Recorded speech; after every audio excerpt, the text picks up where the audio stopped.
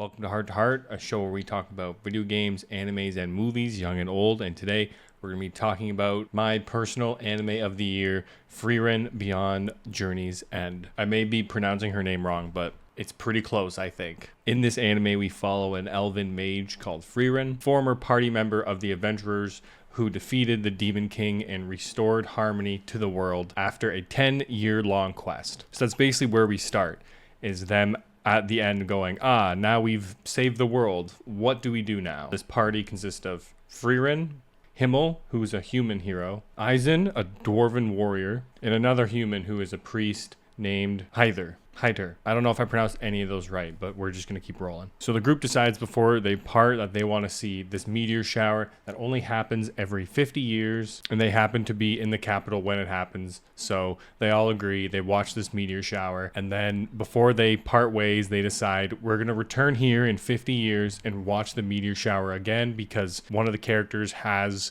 another spot where the view will just be spectacular. So they all agree and they go their separate ways. And Frieren travels the world to basically just study magic and learn as many spells as she can. Now the thing with elves, which they depict very well in this anime, is the passing of time does not affect them the way that it affects humans, which we see right away because within the first episode, like everything that I mentioned happens. And then there's a 50-year time jump. Just like that. And Frieren is now back at the capital and everything's a little bit different. And she meets with the one human hero, Himmel, who just is old now and looks like completely different. But she knows that it's him. And then the priest and the dwarf shows up and everyone looks a little different except for Frieren because she pretty much doesn't age the way that they do. And after they watch this meteor shower, Himmel, the human hero, dies. And they have a funeral for him.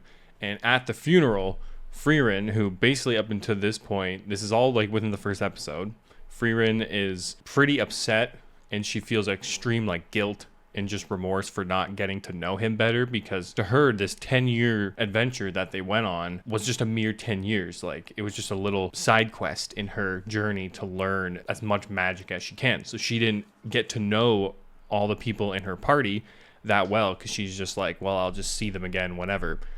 And then 50 years go by.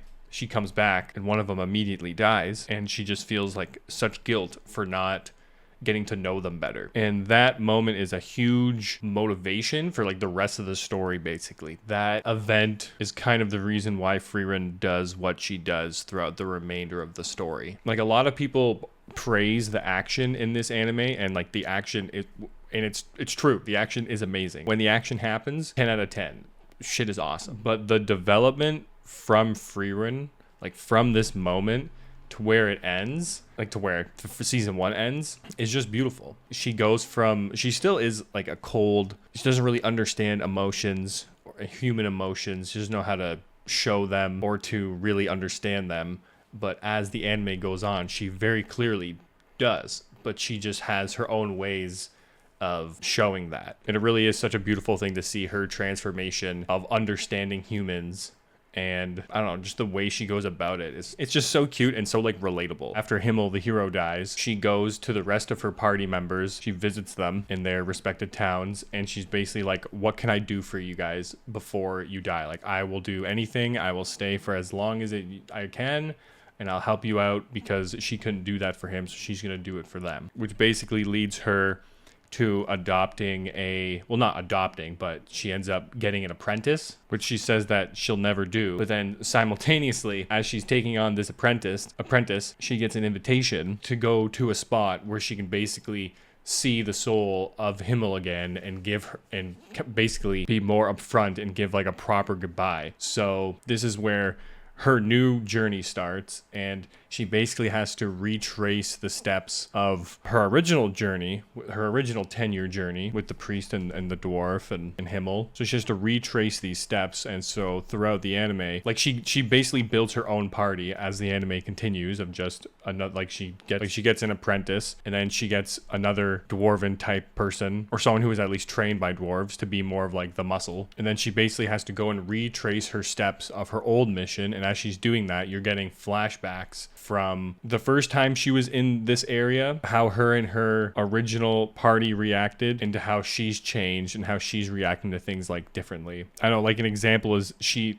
there's like a flashback of her going to this restaurant and she eats the steak and she's like, oh, never change, like this is so good, like never change the recipe, and the chef's like, don't worry, I never will. And then she comes back with her new crew and she eats the steak and she's like, they lied, they changed it, but now it's even better, and they've added generations of flavor to this steak and it's just so much better. And like that alone is like character development. I know that it's like a small thing to bring up in the moment, but if you watch the anime and you kind of see this moment, you're like, development.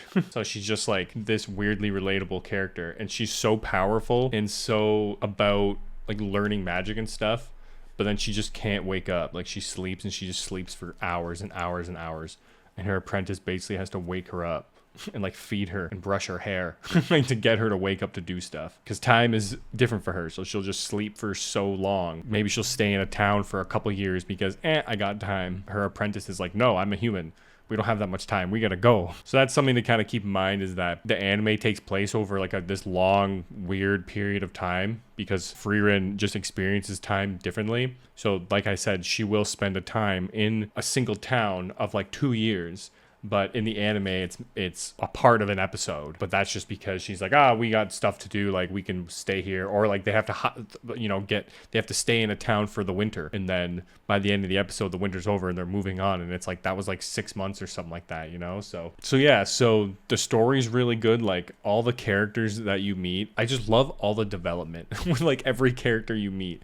Even when you meet characters like near the end, because there's like a slew of characters that come in near the end, they all have their own individual moments and their own little growth. And it's so cool how they did that. It basically is a show about like, it's one character and her relationship with everyone, but it's not just about her. Like everyone has their own moments and their own motivations, and they're like fleshed out really well. Every character feels so real. Them having their own motivation is so important, and it's not something that's just thrown away or written off really easily. Like there's clearly a lot of thought in between why everyone is doing their actions. So yeah, not only are all the characters cool, I love the relationship. The one character there's two characters on Frieren's party members who are like, they're like a little bit young and kind of like not in love, but they're a little bit in love. They're like a little flirty. And how they deal with that relationship throughout the anime is so just like, I'm just like giggling kind of watching it. I'm like, to be young and in love again. Like he's stressing out over buying her like a piece of jewelry for her birthday, and I'm like, this is just so funny. Like I was that once, and it's just very cute, I don't know, to see that kind of stuff. I'm not used to slice of life. I don't like slice of life animes because that's just not why I watch anime. But the example I just gave, I feel like was a very heavy, how they deal with these characters and how they deal with all of the characters' relationships are very slice of life, to the point where like you're gonna be emotional at some point in this anime. It's gonna make you emotional because the story is so good. Like I was emotional by like the very beginning, because how Frieren's like guilt towards someone who like, as you like right away, I didn't need any backstory of Frieren feeling guilty for not getting to know this person better. Especially because like I'm watching this anime. For me, like my uncle just passed away, and I'm like watching this anime, and she's feeling so guilty about not being there enough when she could have been. And I'm just like, well, you like got me right. Episode 1, I'm just crying immediately, because that's just like exactly how I feel in this moment. Yeah, there's like fantastic action, like really good, really good action. The animations for the actions are crazy, and normally I'm like a sword shield guy, like stuff like that, and they're just like magic users just blasting away. It's so fucking cool, and everyone has their own unique like battle styles and stuff. What kept me coming back was the story. I wanted to see, because you're learning more about Frieren's past and Frieren's future at the same time. So I'm like wanting to learn more about her relationship with Himmel. What I want to know more. About them. Yeah, I want to see her blast some demons away. But I also want to see how Stark, who is the axe user on their team, I want to see how Stark deals with Fern, who's the apprentice, because she's mad at him for, I don't even remember why. Want to see like what piece of jewelry Stark picks out for Fern, because she was mad at him for forgetting, and now he's stressing out and wanting to buy something, and I want to see how he deals with it. It's so funny. This is not just an anime for like experienced anime watchers, or so to say. I don't really know what else to call people who like anime just in general will definitely love this. People who haven't seen anime, I think this is a great entry. It's just so good. What's there? I have nothing bad to say about this anime, because I really thought Like, I wasn't expecting it to have all these like slice of life things, because that's not normally what I watch, but it's not like one beat. There's just so many different things throughout the whole anime. There's like some pretty good stakes. Because even though right at the beginning, you're like, yeah, we beat the Demon King, we saved the world, kind of. It's like, oh, what now? The stakes that come with that are still just as high because of like the characters who they introduce. Like the ending, the last handful of episodes, stakes are high. Because I definitely would recommend watching this anime. It's easily my anime of the year, which I think it still counts because it came out late September 2023 and ended March 2024. So I think it counts as my anime of the year. I'm pretty sure that's allowed. In conclusion, I think this anime's got a little bit of everything for everyone. I really do. I think it's going to be pretty quick to tug on your heartstrings, while at the same time having your jaw hitting the floor by the crazy action and animation that comes with it, just how well it's choreographed and how beautiful it looks. And it's not just action for action. The reason why these things are happening and why these powerful moves are having to be used are just so five-head. It's so good. It's so good. Frieren Beyond Journey's End. Honestly, just phenomenal. Phenomenal anime. I feel like I can continue, but you know what? You get the point. We got a lot more where that came from anyways. Prometheus and Alien Covenant Heart to Heart. Little double feature there, which I'm pretty happy with how my movie reviews, game reviews are going lately. My Alien Romulus got going on there. And another Crab's Treasure. This video is such a bop. All my Let's Talks are a bop. I can't wait to come out with my next one about Shadow the Hedgehog. That's gonna be a good one. That's gonna be a real good one. Yeah, subscribing and liking the video, just the easiest way and a free way to just support the channel. I would really appreciate it. But if not, hey, it doesn't matter because I'm still going to keep making them. So until next time, good afternoon, good evening, and good night. And we'll see you later, alligator. Bye.